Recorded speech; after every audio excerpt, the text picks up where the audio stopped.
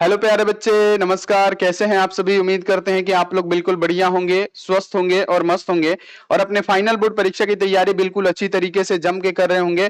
प्यारे बच्चों, आपके फाइनल बोर्ड परीक्षा में बहुत ही कम समय बचा हुआ है और इसी कम समय में आपको स्मार्ट स्टडी करना है। अपने लक्ष्य को क्या करना है बाबू, ध्यान में रखते हुए उसी के हिसाब से आपको क्या करना है, स्टडी करना है, पढ़ाई करना है, तभी आप उस लक्ष्य को प्राप्त कर लेंगे। ठीक है, तो सिंपल सी बात है। सबसे पहले कि आज की क्लास में हम लोग क्लास 12 केमिस्ट्री का मोस्ट वीवीआई सब्जेक्टिव प्रश्न पढ़ेंगे जो आपके फाइनल बोर्ड परीक्षा के लिए काफी ज्यादा महत्वपूर्ण होगा और इसमें से बहुत सारा क्वेश्चन आपके फाइनल बोर्ड परीक्षा में देखने को मिलेगा। तो सभी बच्चे हो जाइए तैयार आज के वायरल सब्जेक्टिव क्वेश्चन पढ़ने के लिए, क्योंकि इसमें से बहुत सारा प्रश्न आपके फाइनल बोर्ड परीक्षा में हूबहू देखने को मिलेगा। तो क्या आप सभी बच्चे रेडी हैं? रेडी हैं तो सबसे पहले यह बताइए कि क्या आवाज आप सभी बच्चों के पास जा रहा है? जहां तक हम देख पा रहे हैं आवाज की क्वालिटी सही है, वीडियो की क्वालिटी सही है। तो एक बार यह भी साथ में लाडलो बता दीजिए कि आप सभी कैसे हैं, स्वस्थ हैं, मस्त हैं, कैसे हैं। फटाफट से एक बार आप लोग कमेंट करके बता दीजिए। जैसे आपको हमने बताया कि पूरे बुक से चुना हुआ, पूरे बुक से चुना हुआ हम लोग क्या करने वाले हैं बाबू, पूरे बुक से चुना हुआ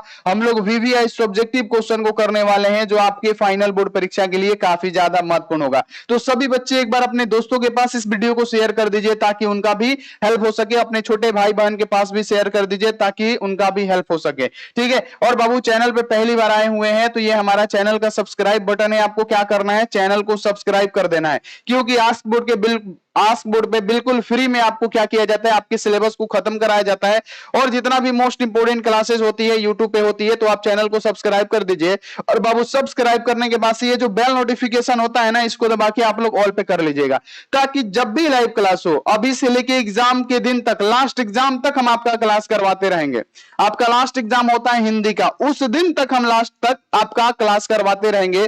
तो आप लोग क्या करिएगा, बेल नोटिफिकेशन को अगर आप ऑल पे कर दीजिएगा तो जब भी लाइव क्लास होगा तो आपके पास नोटिफिकेशन पहुंचता रहेगा। और साथ में प्यारे बच्चों अपने प्यारे हाथ से क्या करिए, वीडियो को लाइक कर दीजिए। और बाबू व्हाट्सएप ग्रुप में नहीं ज्वाइन है तो नंबर नोट कीजिए 9135742024। ठीक है, आप इस पे व्हाट्सएप मैसेज करके फटाफट से व्हाट्सएप ग्रुप में भी आप ज्वाइन हो जाइए। आपको मैसेज करना है, दो लिंक जाएगा, एक बॉय वाला एक गर्ल वाला। तो आप लोग बाबू बॉय है तो बॉय ग्रुप में जुड़ जाइए, गर्ल्स है तो गर्ल्स ग्रुप में जुड़ जाइए। ठीक है, क्लियर हो गया। अब बाबू देखिए यहाँ पे बात आता है पीडीएफ नोट्स का कि अगर एग्जाम में लड़ने वाला पीडीएफ नोट्स आप नहीं लिए हैं तो मात्र 399 में आपको मिल जाएगा। तो ठीक है, आपको क्या करना है, आस्क बोर्ड का ऐप डाउनलोड करना है, वहीं से जाके परचेस कर लेना है। नहीं तो एक नंबर है मेरा, नंबर क्या है 6299248935।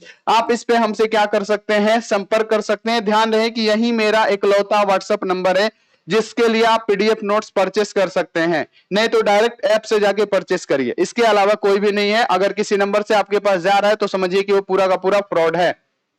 ठीक है, तो चलिए बाबू हम लोग क्लास को शुरू करते हैं और पहला नंबर क्वेश्चन को लगाते हैं। और पहला नंबर क्वेश्चन आपके सामने ये रहा।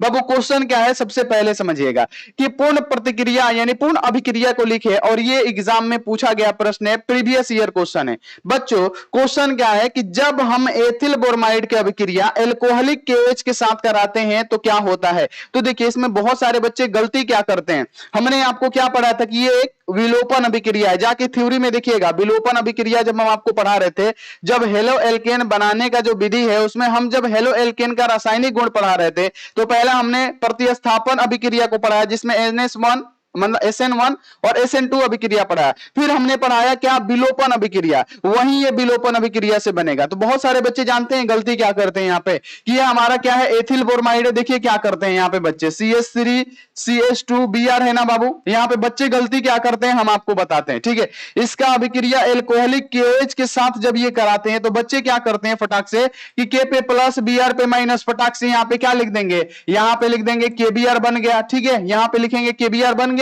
और साथ में क्या लिखेंगे कि यहां से Br, यहां से K निकल गया तो CH3CH2OH यहां पे जुड़ गया। और यहां पे बच्चे क्या जोड़ देते हैं, CH3CH2 और यहां पे क्या जोड़ देंगे OH, यानी एथिल अल्कोहल बन गया। और ये हमारा राइट आंसर हो गया। नहीं बाबू, ये पूरा का पूरा मेथड ही गलत है, क्योंकि हमने आपको पढ़ा रखा है बाबू क्या, विलोपन अभिक्रिया हमने आपको पढ़ा रखा है।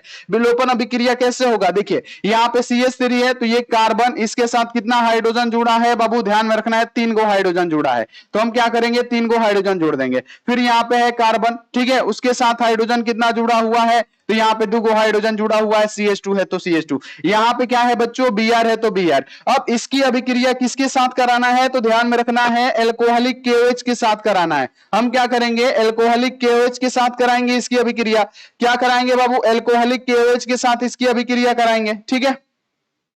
सुनिएगा सभी बच्चे, जब हम एल्कोहलिक KOH के साथ अभिक्रिया कराते हैं तो सबसे पहला काम क्या होता है, सिंपल सा यहां पे सुनिए, सबसे पहला काम क्या होता है, K पे प्लस और Br पे माइनस, ये क्या होगा, सबसे पहले ये क्या करेगा बाबू, ये निकलेगा। तो हमारा जो उत्पाद निकल रहा है, क्या निकल रहा है, सबसे पहले हमारा KBr निकल रहा है, तो हम क्या करेंगे, KBr निकल गया। यहां पे जो भरेंगे वो हमारा क्या होगा, KBr भरेंगे, ठीक है, KBr हमने भर दिया। फिर ठीक है, ये हमने प्लस लिखा। उसके बाद से क्या होगा, डायरेक्ट इसके साथ OH नहीं जुटेगा, बाबू ध्यान में रखना है, डायरेक्ट इसके साथ OH नहीं जुटेगा, ठीक है। यहां पे क्या है OH, और यहां पे क्या है 3 गो हाइड्रोजन है, तो यहां से 1 गो हाइड्रोजन, सुनिएगा सभी बच्चे ध्यान में रखिएगा। अब यहां से मान लेते हैं कि इसके पास क्या है, 1 गो हाइड्रोजन है, तो इसका 1 गो हाइड्रोजन, ठीक है, और यहां पे OH माइनस, ठीक है, यहां पे ये मिलके क्या बना दिया जी, H2O बना दिया, क्योंकि H प्लस OH माइनस क्या बना दिया, H2O बना दिया, ठीक है, क्या बना दिया, H2O बना दिया। तो यहां पे क्या बन जाएगा बाबू, H2O, तो यहां पे हम लिख देंगे क्या, ये हमारा बन गया क्या, H2O। और जब H2O बन गया मेरे बच्चों, तो यहां पे क्या बचेगा, यहां पे CH2, और क्या हो जाएगा बाबू, यहां से 1 इलेक्ट्रॉन खाली है, यहां से 1 खाली है, तो डबल बॉन्ड हो जाएगा, यानी जो हमारा बचेगा क्या बचेगा, CH2, फिर क्या होगा, डबल बॉन्ड, है ना, क्या होगा, डबल बॉन्ड, और यहां पे क्या होगा, CH2, और यही हमारा क्या बनेगा, उत्पाद बनेगा, और यही हम लोग क्या करेंगे, भरेंगे, यही हम लोग क्या करेंगे, भरेंगे, यानी हम भरेंगे क्या, CH2 डबल बॉन्ड, है ना, CH2 डबल बॉन्ड, यहाँ पे CH2, तो यहाँ पे हम लोग क्या भरेंगे, CH2 डबल बॉन्ड, यहाँ पे क्या भरेंगे, CH2, और यही हमारा क्या होगा, राइट आंसर होगा। इसे आप लोग ध्यान में रखिएगा, यानी हमारा क्या बना, इथीन बना, इथीन क्या बना बाबू, यहां पे याद रखना है, ये जो हमारा बना इसका नाम क्या है, इथीन बना। हमारा क्या बना बच्चों, यहां पे हमारा जो उत्पाद बना वो क्या बना, इथीन बना, ठीक है। तो ये आप लोग ध्यान में रखना है, और ये हमारा राइट आंसर होगा, और इसका मिलेगा आपको पूरा का पूरा 2 नंबर। क्लियर हो गया। चलिए बच्चों आगे बढ़ जाते हैं। अगला, कि निम्नलिखित को प्राप्त करने के लिए रासायनिक अभिक्रिया को लिखे। 2023 में ये क्वेश्चन आया हुआ है कि निम्नलिखित को प्राप्त करने के लिए रासायनिक अभिक्रिया को लिखे। ऑर्गेनिक केमिस्ट्री का ये सब्जेक्टिव है। पहला है कि मीथेन से आपको क्लोरोफॉर्म बनाना है, दूसरा क्लोरोफॉर्म से आपको इथाइन बनाना है। मीथेन से क्लोरोफॉर्म, तो वो मीथेन का सूत्र क्या होता है, जल्दी जल्दी बताइए। तो मीथेन का सूत्र होता है, आप कहिएगा मीथेन का सूत्र हो जाएगा CH4। इससे क्या बनाना है, क्लोरोफॉर्म। क्लोरोफॉर्म का सूत्र क्या होता है, CHCl3 बनाना है पहला। अब क्लोरोफॉर्म से इथाइन बनाना है, ये पहला बनाना है। दूसरा आपको क्लोरोफॉर्म से इथाइन बनाना है, यानी CHCl3 से आपको क्या बनाना है प्यारे बच्चों, इथाइन, यानी CH ट्रिपल बॉन्ड, यहाँ पे CH इसका नाम क्या है, इथाइन। तो पहला हमको क्या बनाना है बाबू, मीथेन से क्लोरोफॉर्म बनाना है। तो मीथेन से क्लोरोफॉर्म हम लोग कैसे बनाते हैं, ये हमने आपको पढ़ा रखा है बाबू थ्योरी में। तो फटाफट से बताइए कि मीथेन से क्लोरोफॉर्म कैसे बनेगा। तो बाबू हम मीथेन से क्लोरोफॉर्म कैसे बनाते हैं, कि जब हम मीथेन की अभिक्रिया क्या करते हैं, क्लोरीन गैस के साथ, Cl2 के साथ, किसकी उपस्थिति में, तो प्रकाश की ऊर्जा यानी HNU की उपस्थिति में कराते हैं। किसकी उपस्थिति में बच्चों, तो आप कहिएगा HNU की उपस्थिति में गुरुजी कराते हैं। किसकी उपस्थिति में, HNU की उपस्थिति में। तो हमारा क्या होता है, हमने आपको क्या बताया, यहां से 4 गो हाइड्रोजन है, तो 1 गो H प्लस और 2 गो यहाँ पे क्लोरीन है, उसमें से 1 गो Cl माइनस, यानी H प्लस Cl माइनस हमारा क्या हुआ, निकल गया। H प्लस Cl माइनस हमारा क्या हुआ, निकल गया। तो हम क्या लिखेंगे यहाँ पे कि हमारा HCl क्या हुआ, बाहर निकल गया। या हम यहीं पे लिख सकते हैं कि माइनस क्या हो गया, HCl हमारा क्या हो गया, निकल गया। तो जब HCl निकल गया तो हमारा बचा क्या, CH, ठीक है, और यहाँ पे क्या बचा 3, और यहां से 1 गो क्लोरीन बचा, तो CH3Cl बचा, ठीक है, CH3Cl बचा। अब फिर हम क्या करेंगे, CH3Cl का फिर हम क्या करेंगे बाबू, ध्यान में रखना है, ये जो CH3Cl बचा है ना, CH3 यहाँ पे क्या बचा, Cl, फिर इसकी अभिक्रिया किसके साथ कराएंगे, क्लोरीन गैस के साथ कराएंगे, Cl2 के साथ कराएंगे। तो फिर बाबू जब Cl2 के साथ कराएंगे फिर किसके उपस्थिति में, तो प्रकाश की ऊर्जा की उपस्थिति में क्या करेंगे, हम इसकी अभिक्रिया कराएंगे। तो बाबू जैसे ही अभी हम इसकी अभिक्रिया कराएंगे क्या होगा, यहां से क्या होगा H प्लस और यहां से एगो Cl माइनस निकल गया, तो यहाँ पे CH2 बचाना, क्योंकि एगो हाइड्रोजन, 3 गो हाइड्रोजन में से एगो हाइड्रोजन निकल गया, एगो क्लोरीन निकल गया। तो बाबू क्या बचेगा हमारा, हमारा बचेगा CH और यहाँ पे क्या बचेगा 2 बचेगा, CH2 और यहाँ पे 2 गो क्लोरीन में से एगो क्लोरीन यहाँ से, एगो क्लोरीन यहाँ से, यानी एगो निकल गया है, तो एगो यहाँ पे बचा, एगो यहाँ पे बचा, यानी क्या बचा CH2 Cl2 बचा। ठीक है, फिर क्या करेंगे, जब तक हमारा क्लोरोफॉर्म मिल नहीं जाता तब तक इस प्रकार से हम अभिक्रिया करते रहेंगे। फिर हम क्या करेंगे बच्चों, ध्यान में रखना है, फिर हम क्या करेंगे कि फिर हम करेंगे क्या, CH2 Cl2 की अभिक्रिया, क्या करेंगे CH2 और Cl2 की अभिक्रिया किसकी उपस्थिति में कराएंगे, Cl2 की उपस्थिति में कराएंगे। और बाबू क्या करा जाता है बाबू, किसकी उपस्थिति में, सॉरी Cl2 के साथ किसकी उपस्थिति में कराया जाता है, तो प्रकाश के ऊर्जा की उपस्थिति में कराया जाता है। तो हमारा क्या होगा, यहां से 2 गो हाइड्रोजन है, तो एगो हाइड्रोजन निकल गया और यहां से एगो क्लोरीन निकल गया, तो बाबू क्या हो गया, यहां पे सिर्फ CH बचा, तो हम क्या लिखेंगे CH लिखेंगे, तो CH हो गया। ठीक है, उसके बाद से यहां पे 2 गो क्लोरीन और यहां से एगो क्लोरीन निकला है, तो क्या होगा Cl3 होगा, यानी CHCl3 और ये हमारा क्या है, क्लोरोफॉर्म है। तो हमारा क्या बन गया, ये क्लोरोफॉर्म बन गया और ये हमारा क्या हो गया, राइट आंसर हो गया। हमने क्या किया, मीथेन से, देखिए ये क्या है हमारा मीथेन, और मीथेन से हमने क्या किया बाबू, क्लोरोफॉर्म बना दिया, यानी CHCl3 बना दिया, और ये हमारा हो गया पहले का राइट आंसर। क्योंकि हमको क्या दिया था, हमको दिया था कि आपको क्या करना है, मीथेन से क्लोरोफॉर्म बनाना है, CHCl3 बनाना है, तो हमने मीथेन से क्या किया, क्लोरोफॉर्म बना दिया, ये हमारा पहला हो गया।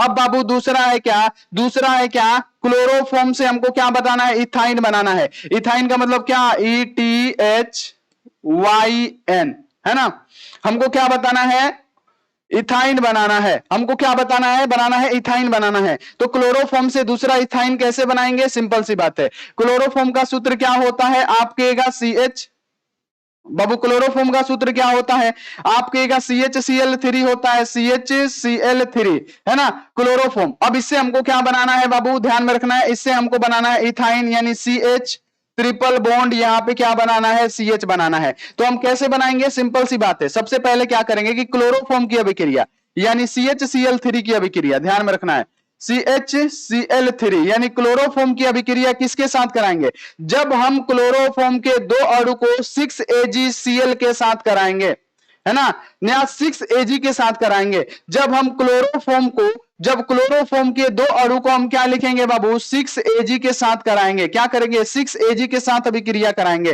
तो बाबू ये क्लोरोफॉर्म है, क्लोरोफॉर्म के 2 अणु को हम क्या करेंगे, जब 6Ag के साथ अभिक्रिया कराएंगे। तो बाबू पहला क्लोरोफॉर्म का ये अणु, अब दूसरा को हम लोग ऐसे लिख सकते हैं ना, Cl3 और यहाँ पे क्या CH, तो ये भी तो यही हुआ ना CHCl3, तो इसको हम लोग क्या करेंगे, इस प्रकार से लिखेंगे, हम लिखेंगे क्या Cl3 और यहाँ पे क्या होगा CH, ये भी तो CHCl3 ही ना है, ये भी तो क्लोरोफॉर्म है ना। तो क्लोरोफॉर्म के 2 अणु को जब हम किसके साथ अभिक्रिया कराएंगे बच्चों, तो 6Ag के साथ अभिक्रिया कराएंगे, किसके साथ अभिक्रिया कराएंगे बच्चों, 6Ag के साथ अभिक्रिया कराएंगे। तो क्या होगा यहाँ पे ध्यान में रखना है कि 6Ag Cl3 क्या होगा, बाहर निकल जाएगा। कैसे आप पूछेगा गुरुजी कैसे, हम बता देते हैं, यहां से 6 गो Ag और 3 गो क्लोरीन, यहाँ पे 3 गो क्लोरीन, यहाँ पे को क्लोरीन, 6 गो क्लोरीन, तो हमारा जो बाहर निकला क्या निकला बाबू 6, यहाँ पे AgCl हमारा क्या हुआ, बाहर निकला, जिसमें से 6 गो Ag निकला, 6 गो क्लोरीन निकला। यहाँ पे क्या हुआ 6 गो Ag और 3 गो 6 गो क्लोरीन हमारा बाहर निकल गया,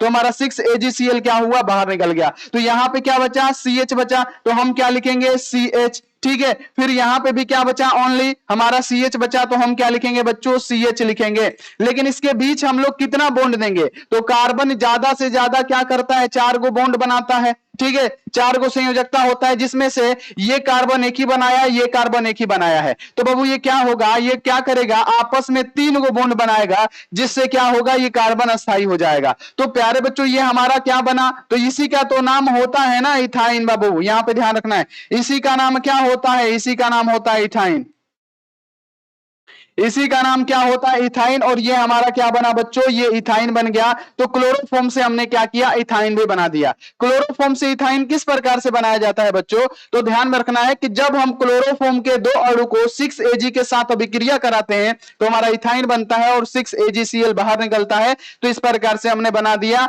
और ये हो सकता है कि 5 नंबर में भी पूछे, 2 नंबर में भी पूछे, लेकिन ये क्वेश्चन आपका क्लियर हो जाना चाहिए। ठीक है, क्लियर हो गया। अब बाबू आगे बढ़ जाइए कि भौतिक अधिशोषण और रासायनिक अधिशोषण में अंतर लिखे। तो भौतिक अधिशोषण क्या होता है? वैसे अधिशोषण जिसके ठोस सतह पे, ठोस या द्रव के सतह पे जो गैस के कण होते हैं अगर कमजोर वांडरवाल बल के द्वारा चिपके हो तो भौतिक अधिशोषण, और किसी ठोस या द्रव के सतह पे क्या हो, कोई गैस का कण मजबूत रासायनिक बंधन बल से चिपका हो तो क्या होगा, रासायनिक अधिशोषण कहेंगे। ठीक है, यानी अधिशोषण बाबू भौतिक अधिशोषण और रासायनिक अधिशोषण। भौतिक अधिशोषण किसे कहेंगे कि अगर किसी ठोस या द्रव के सतह पे यानी पृष्ठ पे अगर कोई गैस का कण क्या हो बाबू, ध्यान में रखना है कि कमजोर वांडरवाल बल के द्वारा चिपका हो तो उसे हम लोग भौतिक अधिशोषण कहेंगे। वहीं अगर मजबूत रासायनिक बंधन बल द्वारा चिपका हो तो रासायनिक अधिशोषण कहेंगे। फिर लिखिएगा कि भौतिक अधिशोषण क्या होता है, उत्क्रमणीय प्रकृति का होता है जिसे पुनः प्रतिस्थापित किया जा सकता है। फिर लिखिएगा कि जो रासायनिक अधिशोषण होता है वो अनुत्क्रमणीय प्रकृति का होता है। बाबू हमने आपको पढ़ा रखा है कि भौतिक अधिशोषण में अनेकों परत का निर्माण होता है, तो ये भी आप लोग लिख सकते हैं कि भौतिक अधिशोषण में अनेकों परत का निर्माण होता है, जबकि रासायनिक अधिशोषण में मात्र एक परत बनता है। तो जितना चाहे आप उतना लिख सकते हैं। भौतिक अधिशोषण का पृष्ठीय क्षेत्रफल बढ़ाइएगा, जितना ज्यादा पृष्ठीय क्षेत्रफल होता उतना अधिशोषण की मात्रा बढ़ेगी। उसी प्रकार से सेम क्या होगा रासायनिक अधिशोषण में कि अगर आप लोग पृष्ठीय क्षेत्रफल बढ़ाते हैं तो अधिशोषण की मात्रा भी क्या होगा, बढ़ेगा। तो बहुत सारा आप अपने मर्जी से लिख सकते हैं। जैसे भौतिक अधिशोषण में क्या होता है, कमजोर बल लगे होते हैं, यानी आप लिखिएगा कि भौतिक अधिशोषण में कमजोर वांडरवाल बल होता है, जबकि इसमें क्या होता है, मजबूत रासायनिक बंधन बल होता है। किसमें, रासायनिक अधिशोषण में। ये क्या होता है, उत्क्रमणीय होता है जिसे हम लोग पुनः प्रतिस्थापित कर सकते हैं। इसमें क्या होता है, जो रासायनिक अधिशोषण होता है क्या होता है, इरिवर्सिबल होता है, यानी अनुत्क्रमणीय प्रकृति का होता है। यह बहुआण्विक अस्तर बनाता है, इसमें बहुत सारे अस्तरों का निर्माण होता है, बहुत सारे परतों का निर्माण होता है भौतिक अधिशोषण में। और इसमें क्या होता है, एक आणविक अस्तर बनाता है, या इसमें क्या होता है, एक परतों का निर्माण होता है ना। यहाँ पे दाब बढ़ाने पर अधिशोषण में वृद्धि होता है, वृद्धि का वेग कम होने लगता है, यानी दाब बढ़ाने पर अधिशोषण में वृद्धि होगा और वृद्धि का जो वेग होगा वो कम होने लगेगा, जबकि दाब बढ़ाने पर अधिशोषण का वेग क्या हो जाता है, बढ़ जाता है। तो ये आप लोग लिख सकते हैं, ये क्या है बाबू, एक प्रकार का डिफरेंस है। तो जरूरी नहीं है कि सर जो लिखे वही लिखेगा, जिस प्रकार से हमने आपको अपने लैंग्वेज में बताया है उस प्रकार से लिखिएगा तो और ज्यादा बड़ा भी होगा और ज्यादा नंबर भी आपको मिलेगा। चलिए आगे बढ़िए, अगला कि एल्कोहल एवं फिनोल में अंतर लिखिए। और ये प्रोडिक्शन किए थे कि 2025 में पूछेगा और ये 2025 में पूछा भी गया है। बाबू क्वेश्चन क्या है यहाँ पे कि एल्कोहल एवं फिनोल में अंतर स्पष्ट करे। बाबू एल्कोहल और फिनोल में क्या करना है, आपको अंतर स्पष्ट करना है। तो एल्कोहल क्या होता है, तो बाबू एल्कोहल में क्या होता है कि कोई एल्काइल ग्रुप में क्या होता है, OH समूह जुड़ जाता है तो ये हमारा क्या होता है, एल्कोहल हो जाता है। वही फिनोल क्या होता है कि जब बेंजीन रिंग में, ठीक है, ये क्या है हमारा बेंजीन रिंग है, इस बेंजीन रिंग में अगर OH जुड़ जाता है तो ये हमारा क्या कहलाता है, फिनोल कहलाता है। ठीक है, ये आपको क्लियर रखना है। एल्कोहल फिनोल आपको समझ में आ गया। यानी एल्कोहल में OH समूह क्या होता है, एलिफैटिक हाइड्रोकार्बन से जुड़ा होता है, यानी जो खुली संरचना वाला हो। जैसे बाबू यहां पे देख लीजिए हमारा क्या हो गया, CH3OH, ये खुली संरचना है। एक एग्जांपल ले तो क्या होगा, CH3 CH2, फिर यहां पे लिख देते हैं CH2 और यहां पे क्या हो गया, OH हो गया। ठीक है, तो ये सब क्या होता है, खुली श्रृंखला वाला है। लेकिन ये क्या है, एल्कोहल में क्या होता है, खुली श्रृंखला यानी एलिफैटिक होता है। जबकि बाबू फिनोल क्या होता है बाबू, एरोमेटिक रिंग के साथ जुड़ा होता है। जैसे ये हमारा क्या है बाबू, फिनोल है, ये हमारा क्या है बाबू, फिनोल है। और ये देखिए एरोमेटिक यानी बंद संरचना का निर्माण करता है जिसे एरोमेटिक कहते हैं, और एरोमेटिक में ये जुड़ा हुआ है। अब देखिए बाबू यहाँ पे कि एल्किल एल्कोहल का सूत्र क्या होता है, तो जब हम एल्केन में से, कहां पे बताएं, यहां बता दे, जब एल्केन में से, यहां पे याद रखना है CnH2n+2, CnH2n+2, एल्केन में से क्या करते हैं कि बाबू हाइड्रोजन को हटा के यहाँ पे क्या करते हैं, OH समूह जोड़ देते हैं। तो ये हमारा क्या होगा, CnH2n+, यहाँ पे एगो हाइड्रोजन को हटाए हैं तो एगो बचेगा दूगो में से, और यहाँ पे क्या जुड़ेगा, OH। तो ये क्या हो गया, इसका सूत्र हो गया, यानी CnH2n+1 और OH हमारा क्या होगा, एल्किल एल्कोहल का सूत्र हो गया। जबकि बेंजीन का क्या होता है कि जब हम यहाँ पे ध्यान रखना है कि फिनोल का क्या होता है कि जब हम यहाँ पे क्या करते हैं कि ये बेंजीन में से हाइड्रोजन को क्या करते हैं, OH समूह द्वारा प्रतिस्थापित कर लेते हैं,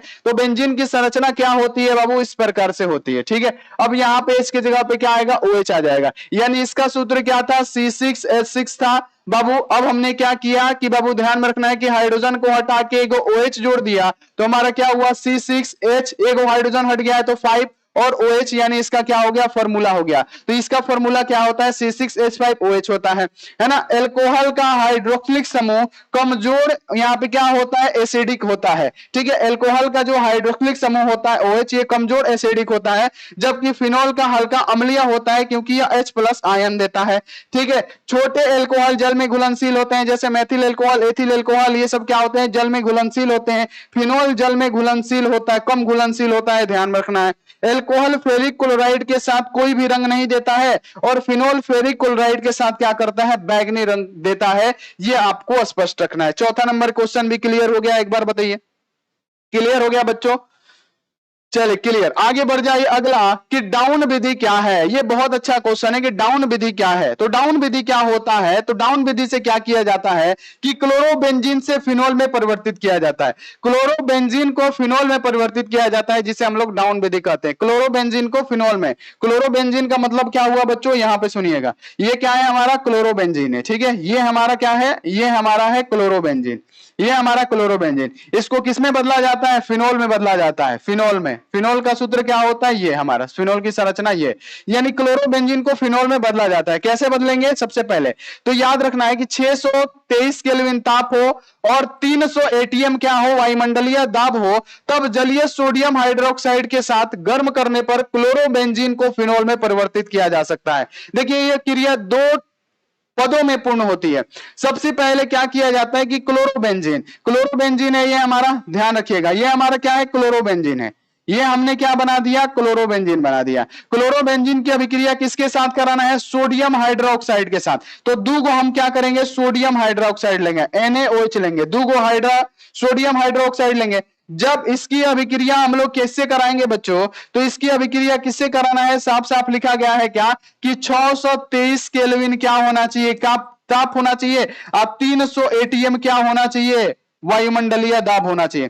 300 एटीएम क्या होना चाहिए, वायुमंडलीय दाब होना चाहिए। तो बाबू क्या होगा, सिंपल सा आप एक बार आप लोग बात सुनिएगा, Na पे प्लस दूगो Na है ना बाबू, यहाँ पे कौगो Na है, दूगो Na है, तो यहाँ पे क्या होगा बाबू, दूगो Na है, तो हमारा क्या हो जाएगा, ध्यान में रखना है कि हमारा हो जाएगा क्या, यहाँ पे Na पे प्लस और Cl पे माइनस, हमारा क्या बना दिया, इधर बना दिया NaCl, है ना, NaCl बना दिया। ठीक है, NaCl बना दिया। जब बाबू यहाँ पे NaCl बना दिया तो इसके साथ क्या जुड़ेगा, ONa आके जुड़ जाएगा। इस बेंजीन रिंग के साथ क्या होगा बाबू, ध्यान में रखना है, इस बेंजीन रिंग के साथ क्या होगा, इस बेंजीन रिंग के साथ बाबू ध्यान में रखना है कि इस बेंजीन रिंग के साथ यहाँ पे Cl तो निकल गया है और यहाँ पे दूगो Na है, तो बाबू एगो Na निकल गया, तो यहाँ पे ONa क्या होगा बाबू, यहाँ पे ONa हमारा क्या होगा, जुड़ जाएगा। ये हमारा पहला अभिक्रिया हुआ, क्या हुआ, ONa आके क्या करेगा, जुड़ जाएगा। सिंपल सा, ONa आके क्या करेगा, जुड़ जाएगा। ठीक है, फिर दूसरे में क्या करेंगे बाबू हम लोग, फिर दूसरे में हम लोग ONa की अभिक्रिया किसके साथ कराएंगे, यानी यहाँ पे ध्यान रखना है कि अब हम अभिक्रिया किसके साथ कराएंगे बाबू, यहाँ पे ये क्या है, ONa है ना। अब इसकी अभिक्रिया किसके साथ कराएंगे, कोई बच्चा है तो बता दीजिए जल्दी जल्दी फटाफट से, जल्दी जल्दी देखते हैं किसके साथ कराएंगे। बहुत बढ़िया, वेरी गुड। HCl किसके साथ होगा, तो बाबू HCl के साथ होगा। तो जब हम इसकी अभिक्रिया किसके साथ कराएंगे, HCl के साथ कराएंगे। ठीक है, तो जब हम इसकी अभिक्रिया HCl के साथ कराएंगे बच्चों, तो क्या होगा, यहां पे ध्यान रखना है, तो क्या होगा, जब हम इसकी अभिक्रिया HCl के साथ कराएंगे तो हमारा क्या होगा, हमको फिनोल बनाना है ना, हमको फिनोल बनाना है, तो क्या होगा, यहाँ पे ध्यान में रखना है कि यहाँ पे क्या होगा, यहाँ पे सभी बच्चे यहाँ पे याद रखना है कि जब हम इसकी अभिक्रिया HCl के साथ कराएंगे तो यहाँ पे क्या हो जाएगा, सभी बच्चे यहां से याद रखना है, Na पे प्लस और Cl पे माइनस। ठीक है, ध्यान रखिएगा सभी बच्चे, यहाँ पे क्या होगा, Na पे प्लस और ये क्या होगा, Cl पे माइनस, ये क्या होगा, NaCl बना दिया। तो हम लोग यहाँ पे क्या लिखेंगे बच्चों कि ये जो हमारा बना हुआ है, क्या बना हुआ है, NaCl बना हुआ है। तो हम क्या लिखेंगे, सबसे पहले ये NaCl हमारा निकल गया। जब NaCl निकल गया तो क्या बचा प्यारे बच्चों, O है और यहाँ पे H है, ये क्या करेगा, इससे आके जुड़ जाएगा और इसी को हम लोग क्या कहेंगे, फिनोल कहेंगे। इसी को क्या कहेंगे बच्चों, फिनोल कहेंगे। इसी को क्या कहेंगे, फिनोल कहेंगे। यानी हमको क्या बनाना था, क्लोरो क्लोरोबेंजीन से फिनोल बनाना था, और यहाँ पे आप लोगों ने देखा ये किसकी संरचना है, ये यही तो होता है फिनोल, और यही हमारा फिनोल हो गया। यानी अगर संक्षेप में बनाना चाहे, ठीक है, इस प्रकार से भी आप लोग बना सकते हैं। संक्षेप में अगर आपको बनाने आता है, सुनिएगा सभी बच्चे, कि अगर आपको संक्षेप में बनाने आता है, ठीक है, तो संक्षेप में आप लोग कैसे बनाइएगा हम आपको बताते हैं, ठीक है। संक्षेप में आप लोग किस प्रकार से बनाइएगा, तो क्लोरोबेंजीन का मतलब क्या हो गया, C6H5Cl, ये हमारा क्या हो गया, क्लोरोबेंजीन। क्लोरोबेंजीन की अभिक्रिया किसके साथ कराते हैं, सोडियम हाइड्रोक्साइड यानी NaOH के साथ कराते हैं, तो हमारा क्या बनता है, फिनोल बनता है। तो बाबू आप लोग डायरेक्ट लिख सकते हैं कि यहाँ पे NaCl हमारा क्या हुआ, बाहर निकल गया, और NaCl बाहर निकल गया, और प्यारे बच्चों क्या बचा, तो हमारा बचा C6H5, और यहाँ पे क्या बचा, OH बचा, तो हम लोग डायरेक्ट OH लिख सकते हैं, जो कि हमारा क्या है, फिनोल है। तो आप जिस प्रकार से मन करे उस प्रकार से बना सकते हैं। यहाँ पे भी फिनोल बता है, देखिए यहाँ पे ध्यान में रखना है, Na पे प्लस Cl पे माइनस NaCl बना दिया, और C6H5 के साथ OH जुड़ गया, ये हमारा फिनोल हो गया। तो बाबू यहाँ पे इसी को क्या कहते हैं, डाउन विधि कहते हैं, कि जब 623 केल्विन ताप और बाबू 300 ATM क्या हो, वायुमंडलीय दाब हो, तब उसमें क्या करते हैं, सोडियम हाइड्रोक्साइड के साथ क्लोरोबेंजीन से हम लोग फिनोल बनाते हैं। उसी विधि को क्या कहते हैं, डाउन विधि के नाम से जानते हैं, ध्यान रखिएगा इसको। चलिए आगे बढ़ जाते हैं, पूर्ण प्रतिक्रिया को लिखे बाबू, इसको हमने पढ़ा रखा है, ध्यान में रखना है।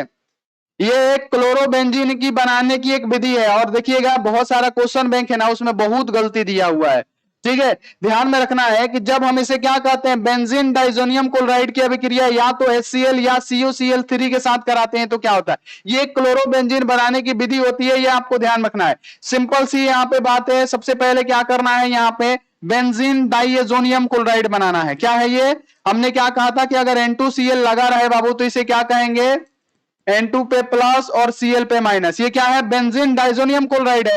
अब बेंजीन डाइजोनियम क्लोराइड की अभिक्रिया किसके साथ कराना है, या तो आप CuCl के साथ कराइए, किसके साथ, CuCl के साथ या HCl के साथ कराइए, ठीक है। जब इसकी अभिक्रिया हम इसके साथ कराते हैं तो सिंपल सा बाबू बात है कि सबसे पहले क्या होगा, N2 जो होता है हमारा क्या होता है, बेस्ट लिविंग ग्रुप होता है, हमने आपको पढ़ा दिया है। तो ये N2 सबसे पहले भागेगा, सबसे पहले क्या भागेगा, N2 भागेगा, सबसे पहले क्या भागेगा, N2 भागेगा। N2 भागने के साथ क्या होगा, ध्यान में रखना है, जब N2 भाग गया तो Cu पे प्लस और Cl पे माइनस क्या हो गया, ये भी हमारा भाग जाएगा। Cu पे प्लस और Cl पे माइनस क्या बना देगा, CuCl बना देगा। तो यहां पे हमने लिख दिया CuCl बना दिया, ठीक है। तो उसके बाद क्या बचा, ये हमारा बेंजीन रिंग बचा। तो हम क्या करेंगे, यहाँ पे बेंजीन रिंग, बहु क्वेश्चन बैंक में बहुत गलती दिया हुआ है, ध्यान रखना है इस बात को, ठीक है। ये हमारा क्या बचा, बेंजीन रिंग बचा, और उसके साथ यहां से N2 भी भाग गया, Cl भी भाग गया, और यहाँ पे Cl बचा है, तो हम लोग क्या लिखेंगे, यहाँ पे Cl, यानी ये क्लोरोबेंजीन बनता है इस विधि से, ध्यान में रखिएगा, जो कि हमने आपको पढ़ा रखा है। अगर आप HCl के साथ कराते हैं तो बाबू अगर आप यहाँ पे HCl रखेंगे तो H पे प्लस Cl पे माइनस, तो बाबू ये HCl भाग गया, फिर भी Cl यहाँ पे जुड़ेगा, जैसे हम आपको बना के दिखाई देते हैं। ये क्या है, बेंजीन डाइएजोनियम क्लोराइड है, ये क्या है, N2Cl है, बेंजीन डाइएजोनियम क्लोराइड। अब इसकी अभिक्रिया अगर हम HCl के साथ भी कराते हैं तो क्या होगा, H पे प्लस Cl पे माइनस क्या बनेगा बाबू, HCl बन जाएगा। और आपको पता है कि N2 क्या है, बेस्ट लिविंग ग्रुप है, तो हमारा N2 क्या हो गया, भाग गया। तो बाबू यहां से क्या बचा, कि यहां से जो Cl है ये क्या होगा, इसके साथ जुड़ जाएगा, तो यही तो भराएगा ना बाबू, किसी के भी साथ कराइएगा, यहाँ पे Cl ही तो होगा ना। तो यहाँ पे क्या लिखेंगे, पहला CuCl लिख देंगे यहाँ पे, और यहाँ पे क्या भर देंगे, ये क्लोरोबेंजीन भर देंगे, ठीक है। तो ये प्रतिक्रिया क्या होगी, पूर्ण हो जाएगी, ठीक है, क्लियर। चलिए आगे बढ़ जाते हैं, अगला कि O3 एक प्रबल ऑक्सीकारक की तरह क्यों कार्य करता है। यानी जो O3 है जिसे ओजोन कहते हैं, यह एक प्रबल ऑक्सीकारक की तरह क्यों कार्य करता है। तो ध्यान में रखना है सबसे पहली बात कि जो O3 होता है ना, ये यहाँ पे O3 जो होता है ना, ओजोन, ये जब अपघटित होता है तो ऑक्सीजन के साथ साथ क्या करता है, ये नवजात ऑक्सीजन है, ये क्या है, नवजात ऑक्सीजन को जन्म देता है, ये नवजात ऑक्सीजन को जन्म देता है। ये नवजात ऑक्सीजन को क्या करता है, जन्म देता है। यानी O3 शीघ्र से अपघटित होकर ये क्या करता है, नवजात ऑक्सीजन को क्या करता है बाबू, उत्पन्न करता है, जो विभिन्न पदार्थों को क्या करता है, ऑक्सीकृत करता है, अलग अलग पदार्थों को ऑक्सीकृत कर देता है। इसलिए यह प्रबल ऑक्सीकारक की तरह कार्य करता है। और ऑक्सीजन आवर्त सारणी में वर्ग 16 के प्रथम में उपस्थित है। जैसे वर्ग 16 की बात करें तो वर्ग 16 में हमने आपको क्या पढ़ाया हुआ है जी, ऑक्सीजन, सल्फर, सेलेनियम, टेल्मियम, है ना, ट्यूलेरियम पोलेनियम। तो यही ना होता है, यानी ऑक्सीजन जो होता है वर्ग 16 में क्या होता है, सबसे ऊपर होता है, तो इसकी विद्युत ऋणात्मकता क्या होती है, सबसे ज्यादा होती है। इसी प्रकार से ये कर सकता है। तो यहां पे आप लोग इसको ध्यान रखना है कि O3 एक प्रबल ऑक्सीकारक की तरह इसीलिए कार्य करता है। चलिए आगे बढ़िए कि फैराडे का विद्युत अपघटन का प्रथम नियम को लिखे, और ये बहुत बार आया हुआ है, हो सकता है कि आपके फाइनल बोर्ड परीक्षा में दिखे, क्योंकि हम आपको पढ़ा रहे हैं वायरल सब्जेक्टिव क्वेश्चन जो आपके फाइनल बोर्ड परीक्षा में बार बार देखने को मिलता है। प्यारे बच्चों, यहां पे क्या बोला गया है कि फैराडे का विद्युत अपघटन का प्रथम नियम को लिखे। तो फैराडे ने विद्युत अपघटन का प्रथम नियम और द्वितीय नियम दिया कैसे, तो जब वैद्युत अपघटन की क्रिया हुई। वैद्युत अपघटन क्या होता है, सबसे पहले आप लोग समझिएगा, ये हमने क्या कहा, वैद्युत अपघटन की क्रिया, हमने नाम क्या लिया, वैद्युत अपघटन। तो बाबू जब हम वैद्युत अपघटन की क्रिया कराते हैं, तो बाबू वैद्युत अपघटन क्या होता है, आपको नाम से ही पता चल रहा होगा गुरुजी, वैद्युत अपघटन। अपघटन का मतलब क्या, तोड़ना, क्या, वैद्युत की सहायता से तोड़ना। क्या चीज बबुआ, वैद्युत अपघटन की क्रिया। ध्यान में रखिएगा, बहुत अच्छी तरीके से पढ़ाएंगे, ऐसा लगेगा नहीं कि आपको नहीं समझ में आएगा, पूरा का पूरा आपको समझ में आएगा। जब वैद्युत अपघटन की क्रिया कराते हैं, ठीक है, जब वैद्युत अपघटन की क्रिया, वैद्युत अपघटन यानी विद्युत की सहायता से तोड़ना। वैद्युत अपघटन का मतलब क्या हुआ मेरे बच्चों, बच्चों ये हुआ कि विद्युत की सहायता से तोड़ना। वैद्युत अपघटन मतलब क्या, विद्युत की सहायता से तोड़ना।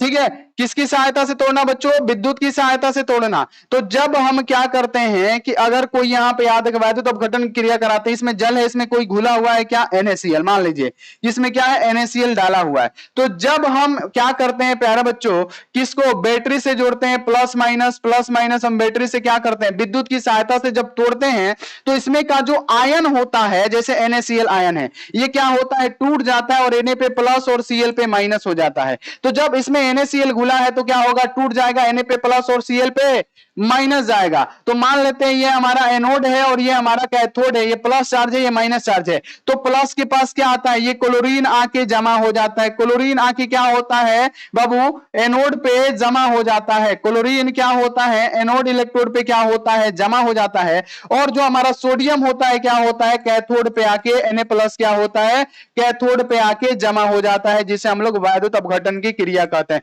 यानी वैद्युत की सहायता से तोड़ना। कि जब हम यहाँ पे याद रखना है कि जब हम यहाँ पे जलीय विलयन को, जिसमें बाबू कोई भी आयन घुला हो, अब इसमें क्या करते हैं, विद्युत की सहायता से जब इसको तोड़ते हैं, तो ये आयन क्या होता है, टूट जाता है, Na पे प्लस Cl पे माइनस आ जाएगा। तो जो सोडियम होता है कैथोड पे जाके जमा हो जाता है, और क्लोरीन क्या होता है, एनोड पे जाके जमा होता है। तो ये कितनी मात्रा में जमा होता है, इसको बताने के लिए कोई नहीं था कि ये कितनी मात्रा में, ये एनोड पे क्या हो रहा है, क्लोरीन जमा हो रहा है, और बाबू कैथोड पे सोडियम जमा हो रहा है। तो इसके लिए एक वैज्ञानिक है जिनका नाम क्या था, फैराडे साहब। और फैराडे ने दो नियम दिए वैद्युत अपघटन के संबंधित, दो नियम, फैराडे का प्रथम नियम और द्वितीय नियम। तो फैराडे का प्रथम नियम क्या कहता है कि इस नियम के अनुसार जब भी किसी विद्युत अपघट्य के विलयन में विद्युत धारा प्रवाहित किया जाता है, जब भी किसी विद्युत अपघट्य के विलयन में विद्युत धारा प्रवाहित किया जाता है, तो प्राप्त होने वाली, इलेक्ट्रोड पे प्राप्त होने वाली पदार्थ की जो मात्रा है, कि एक एनोड पे कितना बाबू पदार्थ की मात्रा प्राप्त हुआ,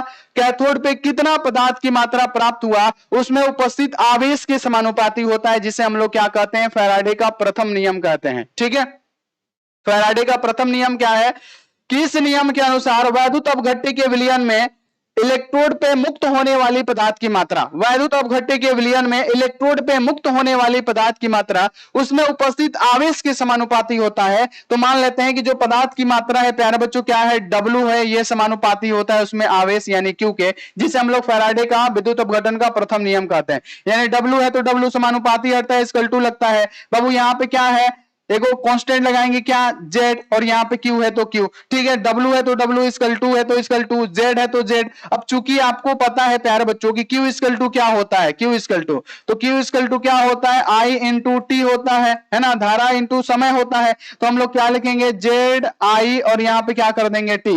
और यही हमारा क्या होता है प्यारे बच्चों, फैराडे का विद्युत अपघटन का प्रथम नियम होता है। W इक्वल टू क्या होगा, ZIT हमारा राइट आंसर हो जाएगा। जिसमें W क्या है, W क्या है, पदार्थ की मात्रा है। आप क्या लिखिएगा, जो W क्या है, ये क्या है, पदार्थ की मात्रा। पदार्थ की क्या होती है बाबू, मात्रा होती है। W क्या है, पदार्थ की मात्रा है। ठीक है, Z क्या है, वैद्युत रासायनिक तुल्यांक है।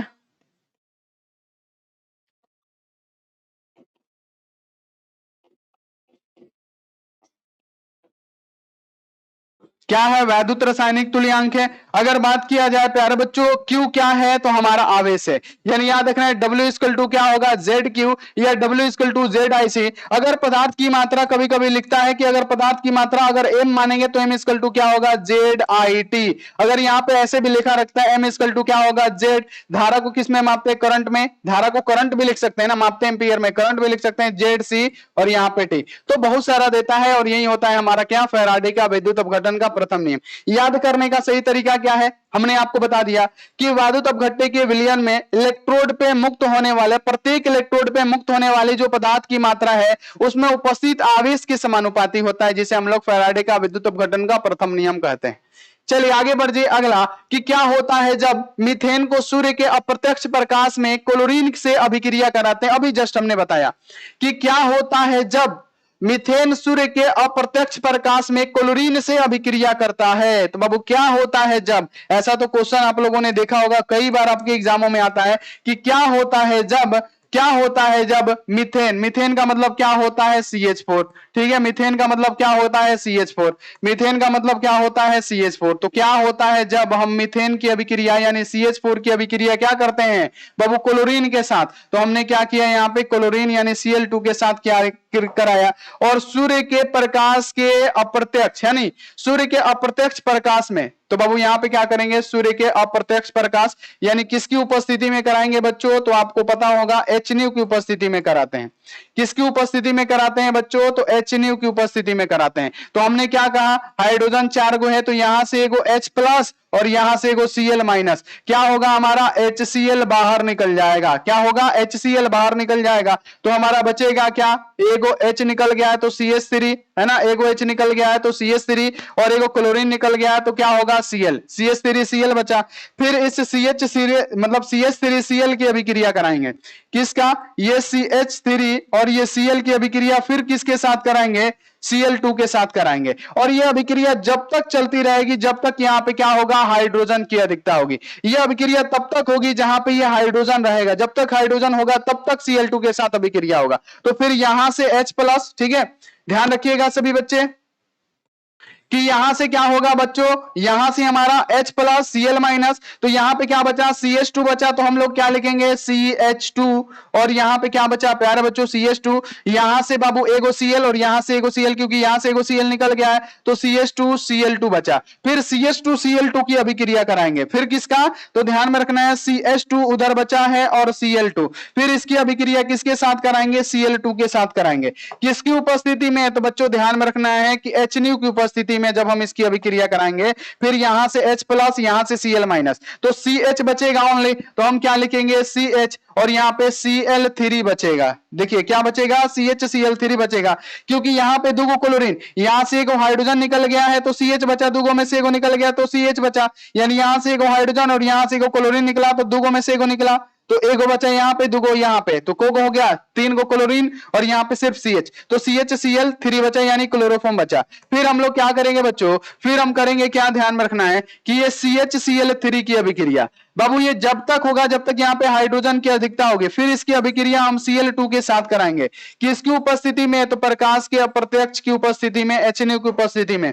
तो बाबू जब हम कराएंगे तो क्या होगा, यहां से हाइड्रोजन निकलेगा, यहां से क्लोरीन, तो हमारा हाइड्रोजन अब तो खत्म हो गया, एगो हाइड्रोजन है जो निकल गया, Cl3 और यहाँ पे एगो Cl, तो CCl4 निकला और यहीं पे हमारा क्या होगा, राइट आंसर हो जाएगा। इसके अलावा अब नहीं बनेगा क्योंकि हाइड्रोजन की अधिकता ही नहीं है। यानी लास्ट जो उत्पाद बना हमारा क्या बना, कार्बन टेट्राक्लोराइड बना। यानी क्या होता है जब मीथेन सूर्य के प्रत्यक्ष प्रकाश में क्लोरीन से अभिक्रिया करता है, तो मीथेन जब प्रकाश के अप्रत्यक्ष प्रकाश के साथ जब अभिक्रिया करता है, ध्यान में रखना है कि जब मीथेन, लिखिएगा कि जब मीथेन क्या करता है कि क्लोरीन के साथ यानी Cl2 के साथ क्या बहुप्रकाश की ऊर्जा यानी HNu के साथ अभिक्रिया करता है, तो जो हमारा लास्ट उत्पाद बनता है बाबू CCl4 बनता है, कार्बन टेट्राक्लोराइड बनता है। और ये आप लिख दीजिएगा, एग्जाम में नंबर जरूर मिलेगा।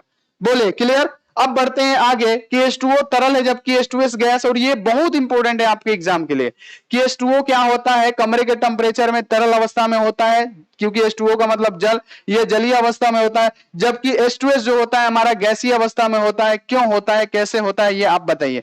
तो सिंपल सी बात है कि H2O तरल है जबकि H2S गैस। तो बाबू H2O की बात करें, अगर सुनिएगा यहाँ पे H2O की बात करें तो बाबू हमने क्या कहा, H2O में क्या है, हाइड्रोजन। अगर H2O का दो गो अणु लेंगे तो बाबू यहाँ पे देख लीजिए कि यहाँ पे ऑक्सीजन के साथ को हाइड्रोजन जुड़ा है, दो गो हाइड्रोजन जुड़ा है, तो यहाँ पे हमने एक हाइड्रोजन जोड़ दिया और यहाँ पे एक हाइड्रोजन जोड़ दिया। अगर हम एक और H2O का अणु ले तो हमने एक और H2O का क्या किया, अणु बना दिया। ठीक है, हमने क्या किया, H2O का एक और अणु बना दिया। ठीक है, तो बाबू ये क्या करता है, सिंपल सी बात है, ये क्या करता है, सिंपल सी बात कि आपको पता है कि हाइड्रोजन बॉन्ड क्या होता है।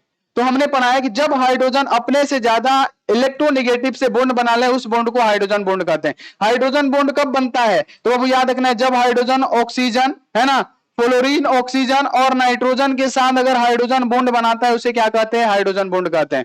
तो बाबू एक बात ध्यान में रखिए कि यहां पे ऑक्सीजन क्या करेगा, बाबू यहां पे हाइड्रोजन क्या करेगा, अपने से ज्यादा विद्युत ऋणात्मक तत्वों से बॉन्ड बनाएगा। यानी यहां से हाइड्रोजन क्या कर रहा है, ऑक्सीजन के साथ, और ऑक्सीजन क्या है, सबसे ज्यादा विद्युत ऋणात्मक है, यानी हाइड्रोजन क्या कर रहा है, इस तीनों में से कोई से भी अगर बॉन्ड बनाएगा उसे क्या कहेंगे, उसे कहेंगे हाइड्रोजन बॉन्ड।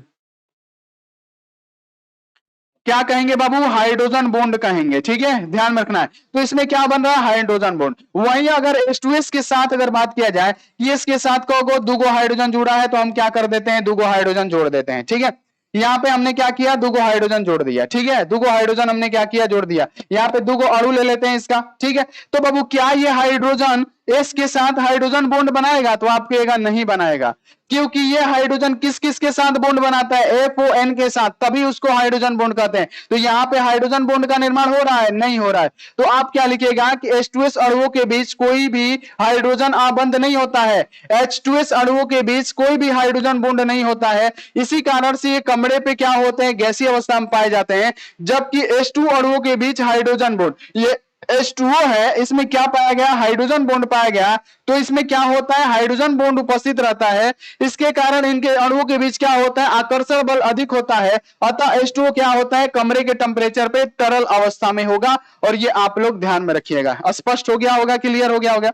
सिंपल सा कि H2O हाइड्रोजन बॉन्ड बनाएगा जबकि H2S हाइड्रोजन बॉन्ड नहीं बनाएगा, यही कारण है। ऐसे लिखेगा कि H2O हाइड्रोजन बॉन्ड बनाता है जबकि H2S हाइड्रोजन बॉन्ड नहीं बनाता है। यही कारण है कि H2O कमरे के टेम्परेचर पे द्रवित अवस्था में होगा और H2S कमरे के टेम्परेचर पे गैसीय अवस्था में होगा। डायरेक्ट आंसर लिखिएगा। ठीक है, चलिए आगे बढ़िए। अगला कि बेंजीन की अभिक्रिया एथिल ब्रोमाइड से निर्जल AlCl3 की उपस्थिति में कराते हैं तो क्या बनता है, बाबू इसी को हम लोग फेडरल क्राफ्ट अभिक्रिया कहते हैं, जिसमें टॉलुइन का निर्माण होता है।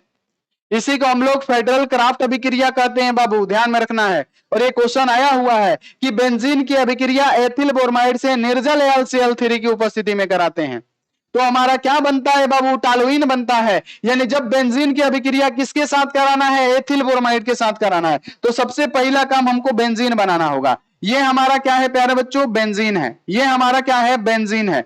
ये हमारा क्या है, बेंजीन है। इसकी अभिक्रिया किसके साथ कराना है, एथिल ब्रोमाइड के साथ। एथिल ब्रोमाइड का फॉर्मूला क्या होता है, CH3 CH2 और यहां पे क्या हो गया, Br हो गया, है ना। जब हम इसकी अभिक्रिया एथिल ब्रोमाइड के साथ कराते हैं किसकी उपस्थिति में, तो वो निर्जल AlCl3 की उपस्थिति में। कौन सा, ध्यान रखिएगा सभी बच्चे, कौन सा, तो निर्जल। निर्जल, निर्जल का मतलब क्या, बिना जल का, क्या, AlCl3।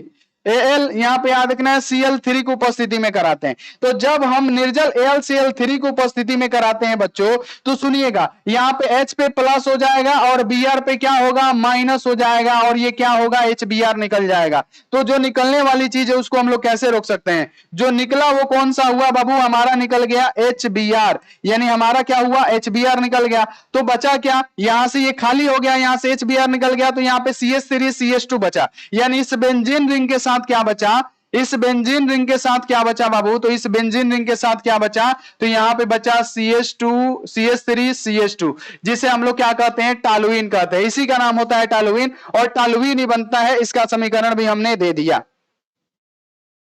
इसका समीकरण भी हमने क्या किया, दे दिया, टॉलुइन बनता है। बहुत बढ़िया, वेरी गुड, HBr निकला, टॉलुइन बना। ठीक है, तो इसी को क्या कहा जाता है, फेडरल क्राफ्ट अभिक्रिया के नाम से भी हम लोग जानते हैं कि जब हम बेंजीन की अभिक्रिया एथिल ब्रोमाइड के साथ करते हैं निर्जल AlCl3 की उपस्थिति में, तो टॉलुइन बनता है और HBr बाहर निकलता है। इस अभिक्रिया को हम लोग नाम देते हैं फेडरल क्राफ्ट अभिक्रिया, और ये आपका क्लियर हो गया। ठीक है, आगे बढ़िए अगला कि बुर्ज फिटिंग तथा फिटिंग अभिक्रिया से आप क्या समझते हैं। बाबू पहला है बुर्ज फिटिंग, बुर्ज अभिक्रिया नहीं है, बुर्ज फिटिंग अभिक्रिया है। और याद रखिए थ्योरी में हमने क्या पढ़ा था कि जब बुर्ज फिटिंग पूछे, सबसे पहले बुर्ज अभिक्रिया को समझिए कि जब बुर्ज अभिक्रिया क्या होता है कि जब हम बाबू क्या करते हैं कि जब हम एल्किल हाइलाइड के दो अणु को सोडियम के साथ शुष्क ईथर की उपस्थिति में अभिक्रिया कराते हैं तो एल्केन बनता है, जिसे हम लोग बुर्ज अभिक्रिया के नाम से जानते हैं।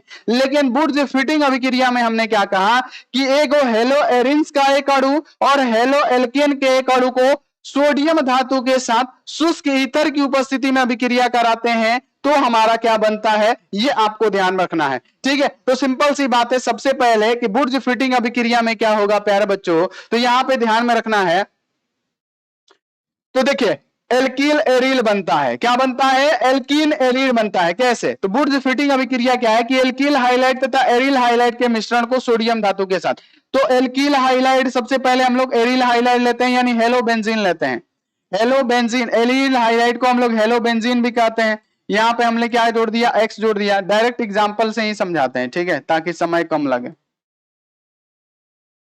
ठीक है, हमने क्या किया, हेलो बेंजीन, जैसे यहाँ पे हेलोजन क्लोरीन ले लिया, हेलो बेंजीन का एक अणु है ना, और बाबू यहाँ पे याद रखना है कि हेलो एल्केन का एक अणु। हेलो एल्केन हम लोग क्या लेते हैं, CH3, और यहाँ पे ध्यान में रखना है यहाँ पे Cl ले लेते हैं। यानी हेलो एरेंस के एक अणु को और हेलो एल्केन के एक अणु को सोडियम के साथ क्या करेंगे, शुष्क ईथर की उपस्थिति में अभिक्रिया कराएंगे।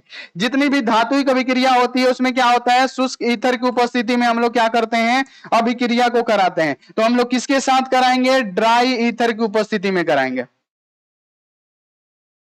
ड्राई ईथर की उपस्थिति में जब हम इसकी अभिक्रिया कराएंगे प्यारे बच्चों, तो Cl यहां पे भी है, Cl यहां पे भी है, दुगो Cl है, तो यहां पे दुगो हमको Na करना पड़ेगा। जो हमारा बाहर निकला वो क्या निकला, 2NaCl हमारा बाहर निकल गया। यहां से एक Cl, यहां से एक Cl, दुगो Cl और दुगो Na, बाबू निकला क्या, 2NaCl हमारा क्या हो गया, बाहर निकल गया। तो जब यहां से बाबू ध्यान रखना है, यहां से क्या क्या निकला हुआ है, ध्यान रखिएगा। यहां से हमारा 2Na भी निकल गया, ये Cl भी निकल गया, यहां से ये Cl भी निकल गया, तो हमारा बेंजीन रिंग बचा। तो सिंपल सी बात है, सबसे पहला काम करेंगे क्या, हम बेंजीन रिंग बनाएंगे। तो सबसे पहले हम लोग क्या किया, बेंजीन रिंग बना दिया। बेंजीन रिंग के साथ बाबू क्या होगा कि यहाँ पे CH3 जुड़ जाएगा, और यहाँ पे हम लोग क्या करेंगे, CH3 जोड़ देंगे, और इसी का नाम क्या देंगे बच्चों, तो इसी का नाम क्या देते हैं, एल्किल एरिल। इसी का नाम क्या है, एल्किल एरिल, और यही बनता है। और इसी अभिक्रिया को हम लोग बुर्ज फिटिंग अभिक्रिया के नाम से जानते हैं।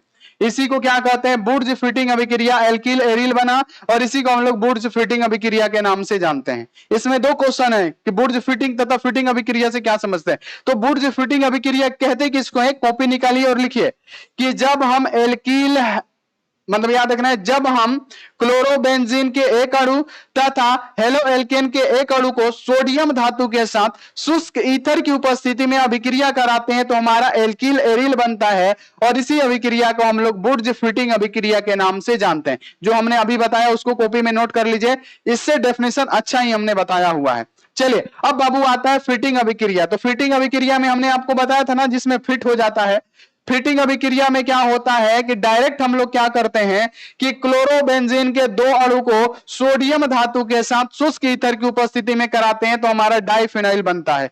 यानी फिटिंग अभिक्रिया किसे कहते हैं कि जब हम क्या करते हैं कि हेलो एल्केन के दो अणु को सबसे पहले क्या करेंगे, मतलब क्या, सॉरी, क्लोरोबेंजीन या हेलो बेंजीन है ना बाबू, याद रखना है क्या लेंगे हम लोग बाबू, हेलो बेंजीन लेंगे। जैसे यहाँ पे क्लोरोबेंजीन लिए, क्लोरोबेंजीन के दो अणु को किसके साथ कराना है बाबू? सोडियम धातु के साथ अभिक्रिया कराना है। तो क्लोरोबेंजीन का एक अणु और एक अणु ले लेते हैं हम यहाँ पे, क्या? क्लोरोबेंजीन, यानी हेलोबेंजीन हो गया। क्लोरो हम डायरेक्ट एग्जांपल में बता रहे हैं। जब हम हेलोबेंजीन के दो अणु को, अब देखिए अब आपको डायरेक्ट फॉर्मूला बताते हैं, नहीं तो आप लोग नहीं समझेंगे।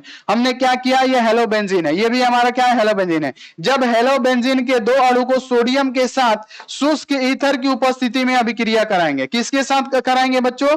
तो आप कहिएगा ड्राई ईथर, यानी शुष्क ईथर। हम लोग शुष्क ईथर की उपस्थिति में कराएंगे। तो प्यारे बच्चों यहाँ पे क्या हो रहा है? 2 को x हो रहा है, तो Na भी क्या होना चाहिए? 2 को होना चाहिए, तो 2 को Na लिख दिया।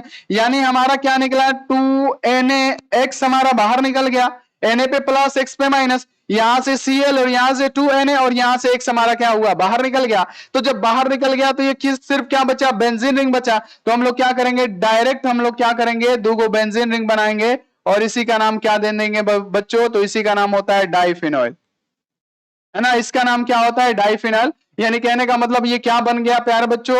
तो जब हम एरिल हाइलाइड को शुष्क ईथर में सोडियम के साथ अभिक्रिया कराते हैं तो सजातीय यौगिक बनता है, डाइफिनॉल बनता है, और इस अभिक्रिया को हम लोग बाबू फिटिंग अभिक्रिया के नाम से जानते हैं। अब यहाँ पे एक एग्जाम्पल सुनिएगा। अब यहाँ पे हम लोग क्या करते हैं? क्लोरोबेंजीन लेते हैं। क्या करते हैं? क्लोरोबेंजीन लेते हैं। यहाँ पे हमने क्या किया? क्लोरोबेंजीन के दो अणु को किसके साथ? सोडियम की उपस्थिति में। तो ये हमारा क्लोरोबेंजीन का पहला, और ये हम बना रहे हैं क्लोरोबेंजीन का दूसरा अणु, ये हमारा क्लोरोबेंजीन का दूसरा अणु। अब हम क्या करेंगे बाबू? शुष्क ईथर की उपस्थिति में क्या करते हैं? सोडियम के साथ शुष्क ईथर की उपस्थिति में अभिक्रिया कराते हैं। तो Cl 2 को है, तो Na भी 2 को होना चाहिए। तो हमारा क्या होगा? 2NaCl बाहर निकल गया, 2NaCl बाहर निकल गया, और बचा क्या? जब NaCl 2NaCl ये बाहर निकल गया तो ये हमारा रिंग बचा, और इस रिंग को ही हम लोग क्या कहते हैं? डाइफिनॉल, है ना। डाइफिनॉल कहते हैं। ये आप लोग क्लियर रखिएगा बच्चों, ठीक है। ये आप लोग क्लियर रखिएगा सभी बच्चे। क्या कहते हैं इसको?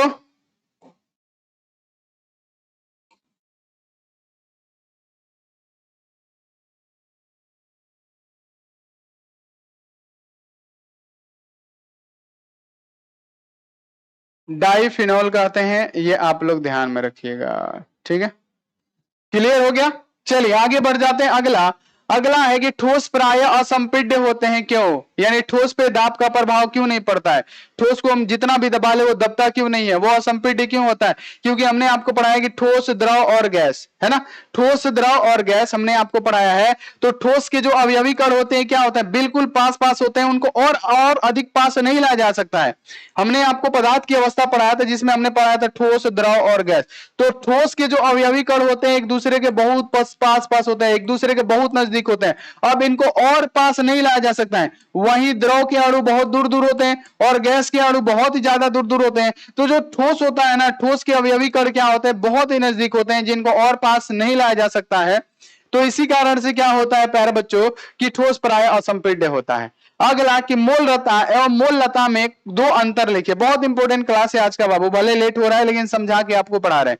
अगर क्वेश्चन है कि मोलरता एवं मोललता में कोई दो अंतर को लिखे, तो मोलरता क्या होता है? मोलारिटी किसे कहते हैं? तो प्रति लीटर विलयन में घुले हुए विलय की मोलों की संख्या को मोलरता, और प्रति केजी विलायक में घुले हुए विलय की मोलों की संख्या को हम लोग मोललता कहते हैं। मोलरता को हम लोग मोल प्रति लीटर से व्यक्त करते हैं, जबकि मोललता को मोल प्रति किलोग्राम से। फिर लिख सकते हैं कि मोलरता पे ताप का प्रभाव पड़ता है, जबकि मोललता पे ताप का प्रभाव नहीं पड़ता है। यह आप लोग ध्यान में रखना है। यानी मोललता प्रति लीटर विलयन में किसी पदार्थ के विलय की मोलों की संख्या को हम लोग मोलारिटी कहते हैं, जबकि प्रति किलोग्राम विलायक में विलयन में पदार्थ के विलय की मोलों की संख्या को हम लोग मोललता कहते हैं। मोललता विलयन के आयतन से संबंधित होता है और इसके द्रव्यमान से संबंधित होता है बाबू, मात्रा। अब देखिए कि मोललता पे ताप का प्रभाव पड़ता है, जबकि मोललता पे ताप का प्रभाव नहीं पड़ता है। इसका मात्रक मोल प्रति लीटर होता है और इसका मात्रक मोल प्रति किलोग्राम होता है, जो कि हमने आपको अभी बताया। चलिए अब देखिए हेनरी का नियम क्या है। तो हेनरी का नियम क्या है? स्थिर ताप पे किसी द्रव में किसी गैस की विलयता। ये भी जो भी होगा ना इंपोर्टेंट सारा पढ़ाएंगे बाबू आपके लिए जम के मेहनत करेंगे हम।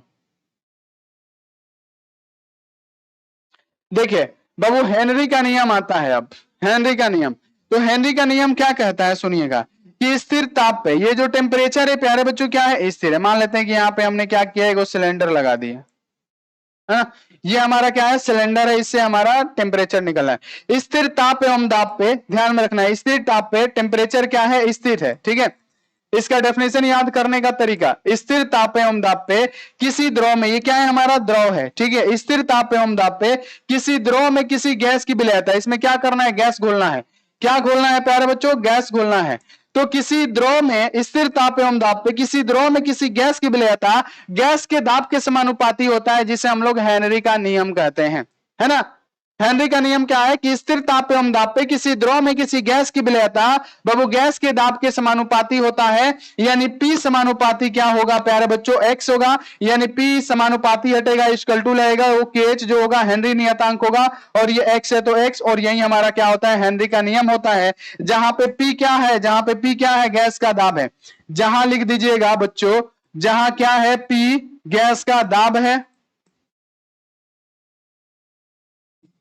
गैस का क्या है, दाब है, क्या है, जहां पी गैस का दाब है, KH जो है क्या है, हेनरी नियतांक है,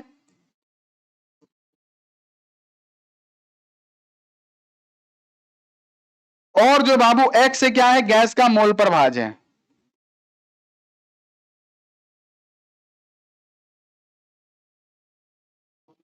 गैस का क्या है, मोल फ्रैक्शन, मोल प्रभाज है। तो यहां पे आप इसको ध्यान में रखिएगा कि हेनरी का नियम क्या कहता है कि स्थिर ताप एवं दाब पे किसी द्रव में किसी गैस की विलयता गैस के दाब के समानुपाती है। यदि विलयन में गैस के मोल अंश उसकी विलयता का माप माने तो यह कहा जा सकता है कि विलयन में गैस का मोल अंश उस विलयन के ऊपर उपस्थित गैस के आंशिक दाब के समानुपाती होता है, और इसी को हम लोग क्या कहते हैं, हेनरी का नियम कहते हैं। ठीक है बच्चों, आगे बढ़ जाइए। अगला कि हेलो एल्केन, हेलो एरिन जल में घुलनशील है जबकि बेंजीन नहीं है ना। अगर बात किया जाए हेलो एरिन्स, ठीक है, समझिएगा कि ये हमारा क्या है, हेलो एरिन्स है, ये बाबू क्या है, ये हमारा हेलो एरिन्स है। जैसे यहाँ पे क्लोरो घोल दीजिए, हाइड्रोजन कोई भी घोलिए, यहाँ पे एक्स लिख देते हैं, ये हमारा हेलो एरिन्स है, ये जल में घुलनशील है। जबकि हमारा ये जो हेलो बेंजीन है, अरे हेलो एरिन्स सबसे पहले बात, ये हेलो एरिन्स, जैसे यहाँ पे RX है ना, अब R की जगह पे CH3 यहाँ पे Cl लिख दीजिए, है ना, यानी जो RX है ये जल में घुलनशील है। जबकि हमारा यहाँ पे याद रखना है कि यह हमारा क्या हो गया, हेलो बेंजीन है, ये क्या हो गया हमारा, हेलो बेंजीन, ये हमारा हेलो बेंजीन है, जल में घुलनशील नहीं है। कारण क्या है, तो बाबू यहाँ पे हेलोजन लिख दीजिए, सबसे बेस्ट रहेगा। ठीक है, तो हेलो एरिन्स जल के अणु में हाइड्रोजन आबंध नहीं बनाते हैं।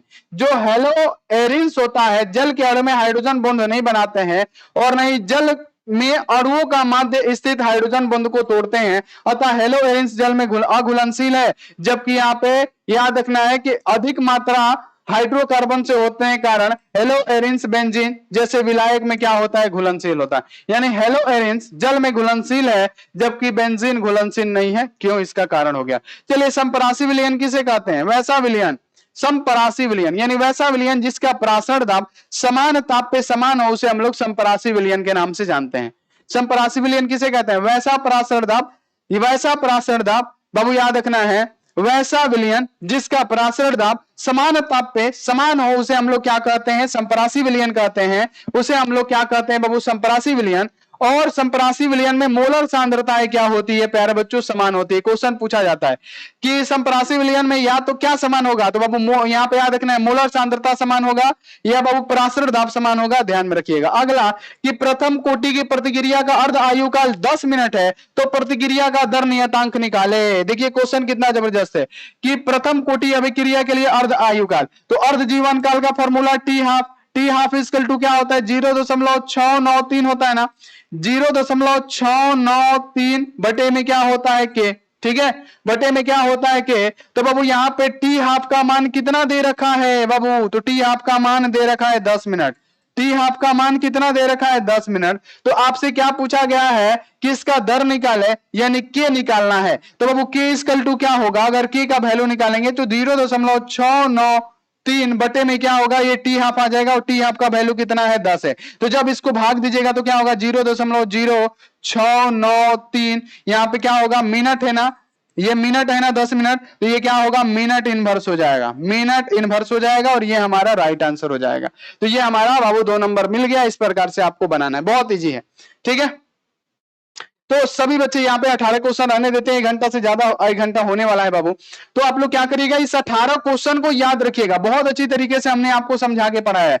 तो सभी बच्चे इस 18 क्वेश्चन को 100% अपने दिमाग में फिट कर लीजिएगा, क्योंकि ये बहुत ज्यादा इंपॉर्टेंट है, बहुत ज्यादा आपके फाइनल बोर्ड परीक्षा में पूछे जाने का चांस है। तो सभी बच्चे इस सेशन को क्या करिए, लाइक जरूर करिएगा प्यारे बच्चों। जितने भी सारे बच्चे हैं फटाफट से इस सेशन को बाबू फटाफट से आप लोग लाइक कर दीजिए, और मेरे प्यारे रसगुल्लो अपने प्यारे प्यारे हाथों से इस चैनल को सब्सक्राइब कर दीजिए प्लीज। तो चलिए बाबू मिलते हैं ऐसी अगली क्लास में, आप लोग अपना ध्यान रखिए, मन लगा के पढ़ाई करते रहिए। Take care and bye.